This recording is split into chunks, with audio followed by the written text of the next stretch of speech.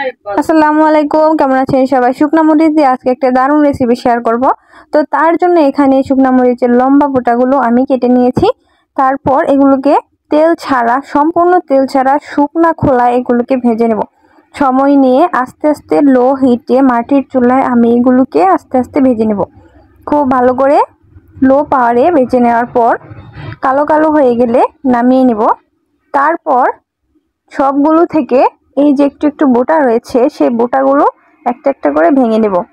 বোটা থাকলে কিন্তু ভালো হবে না, এই জন্য বোটাগুলোকে ভেঙে নিচ্ছি। তারপরে শিলপাটায় বেটে নিচ্ছি, কারণ এগুলোকে ব্লেন্ডারে দিলে একদম ভালো হবে না, মরিচের বীজগুলো সহ গোড়া গোড়া হয়ে যাবে। তো সবগুলোকে বেটে নেওয়ার পর আমি মরিচের খোসা এবং বীজ আলাদা করে নেব। খোসা এবং বীজ আলাদা করে নিয়েছি। এ পর্যায়ে খোসাগুলোকে ভালো করে বেটে নিতে হবে। বীজগুলোকে আমি আলাদা করে তুলে নিচ্ছি, কারণ বীজগুলো ভেঙে গেলে খেতে একদম ভালো লাগবে না। তারপরে খোসাগুলোকে একটু সময় নিয়ে ভালো করে গুঁড়ো গুঁড়ো করে নিয়েছি।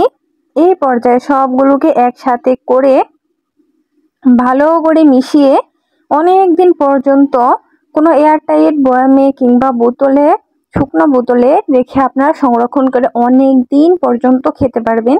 এমনিতে শুকনা মরিচ রেখে দিলে কিন্তু নষ্ট হয়ে যায়, এভাবে যে কোনো সময় ব্যবহার করতে পারবেন, কোনো সমস্যা নেই। তো এভাবে আমি বোতলের মধ্যে ভরে রেখেছি। তো আপনাদের সাথে ভিডিও